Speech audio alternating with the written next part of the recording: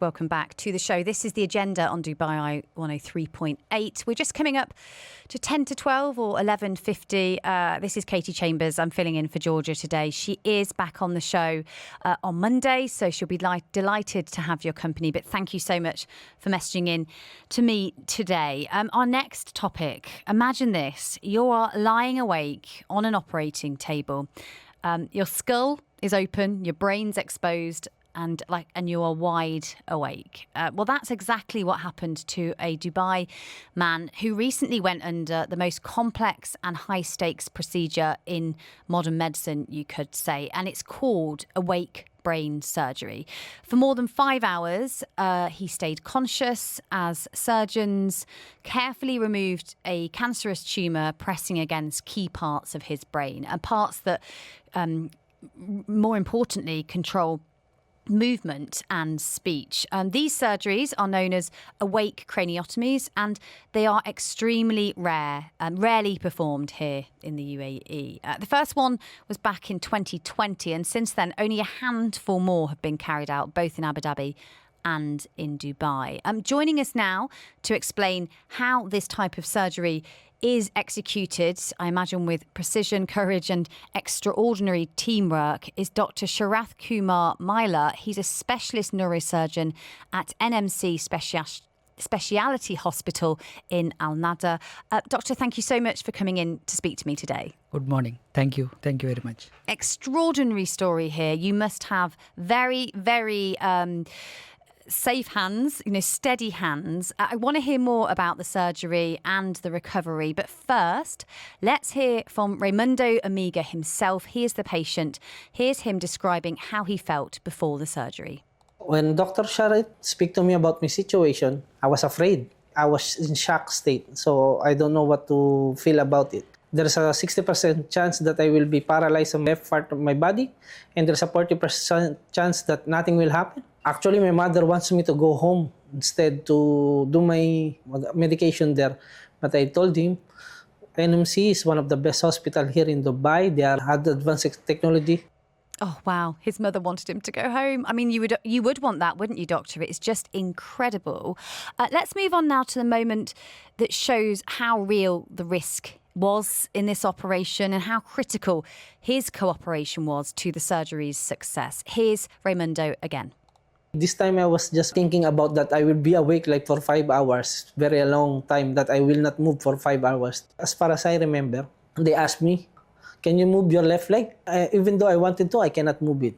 So they said that's the time they didn't proceed. For the people who are having a same situation as I, of course, you will be afraid. You will not face it alone. That's very important, having support from your family. But do the medication immediately because it will help a lot for you. My goodness. Dr. Maila, so many questions about this surgery. I want to get to the bit where he couldn't move his leg later on. But this case strikes me as extraordinary, I've already said. Can you explain in Raymundo's case why awake brain surgery was so necessary and also why it's so rarely performed? Yeah, I'll tell you. Mr. Raymundo visited us somewhere in February. He was a hotelier.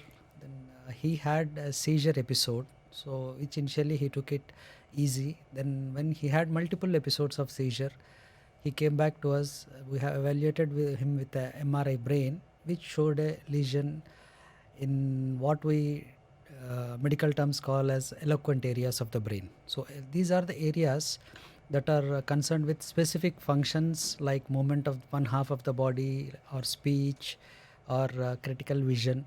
So these are the eloquent areas. So this in this patient, the tumor, the lesion, I can say now, because we have not yet performed a biopsy at that time. So the lesion was present in the right motor cortex. So this is very critical area for the movement of the left half of the body. So then we discussed with him that he has a lesion in his eloquent areas of the brain, and this can be anything. It can be a low-grade glioma or a high-grade glioma. So that we can confirm only with excision or by biopsy. So we had given both the options. So then he preferred to have a biopsy initially. Based on that, he will take a decision whether to go with a major surgery. So again, the biopsy itself is very tricky in this situation because it is in the eloquent area. It has to be the biopsy has to be taken out with with very much precision. So usually open biopsies will cause more damage. So we employed a newer technique called neuronavigation guided robo arm biopsy. So in this we employ a robo arm under the guidance of neuronavigation, and then we take the biopsy bit with excellent safety. Okay. I mean, it does sound like an extremely amazing operation. What was unique as well was, I mean, Raymundo describes there the moment when you obviously had the skull open, you were testing which parts of the brain were working according to where the tumour was, and he said he couldn't move one of his legs. Yeah. So what were you doing at that point to make sure that damage wasn't done? Yeah, let me continue that. So once biopsy was taken, then we got a final histopathology as glioblastoma multiforme. Means it is a very high grade tumor, so that will spread rapidly. So the main treatment option in this case would be to remove the tumor as much safe to him as possible and subject him to additional treatments. So what we call as radiotherapy and chemotherapy. But before radio and chemotherapy, the tumor has to be removed to the maximum extent. What we call it as technically a safe maximal resection. So for safe maximal resection in these type of tumors that are present in the eloquent areas, awake craniotomy is the norm. So during the procedure, patient will be awake and he'll be cooperating with us. So in Raymundo's case, we also employed a newer technique called intraoperative ultrasound, where the radiologist will come to the OT and then perform the ultrasound on the open skull, on the open brain. So Goodness. yeah. Yeah. I don't know how you sleep at night, doctor. Yeah. I really don't. Knowing you've got to do that in the morning. Yeah. Okay. So we have a very good radiology team. So our radiologist helped me to localize the tumor and give me the direction how to proceed and how maximal resection I can do in this patient. Adding to that, we also had intraoperative monitoring, neuromonitoring, which guided me to exactly remove the tumor that is not present in the eloquent areas. So whatever the tumor that is infiltrating the eloquent areas has to be left alone, and this will be tackled by radiotherapy and chemotherapy subsequently. So when we are reaching the eloquent areas, so we stimulated certain parts of the brain, following which the patient could not move his left lower limb. So though he wanted to move, he cannot do. So means I know that he has we have reached an area which is very critical to his motor function. So then we stop the resection. Amazing. We've only got about a minute left, doctor, so I just want to get to the root of the operation and everything that you were doing.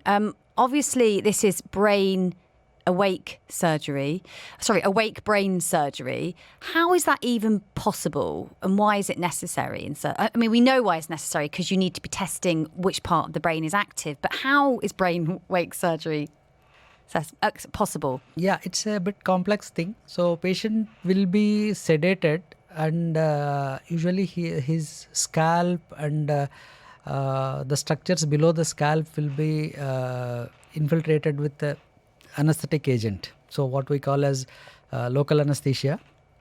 And then once we do the craniotomy is cutting a part of the skull, and then we see the membranes covering the brain. So these are the parts which are very which can cause pain to the patient. The brain per se doesn't have any pain. Even if you cut the brain into pieces, it won't. You won't feel any pain. Which I did not know. Yeah. So your brain doesn't feel pain, Yeah. listeners. Yeah. I did not know this. Yeah. So the meninges, which are the coverings of the brain, is the cause of the pain, what we commonly experience, headache and all, because of the tumors. So the stretch of these membranes will cause pain. So we infiltrate these membranes with a local anesthetic and then cut them open. Once we are seeing the brain, then we proceed with the surgery proper. Okay. I mean, it is amazing. I could talk to you all day about this, doctor. Thank you so much for coming in and speaking to me on the agenda today. That was the voice of Dr. Sharath Kumar Maila. He's a specialist neurosurgeon at NMC Specialty Hospital in Al Nahda. He told me before we came on air, he's done about 9 of these in his lifetime, in his career, but he is one of the most experienced wake brain surgeons in the UAE, and we do wish the patient Raymundo Amiga the very best recovery. Right, coming up next is the news.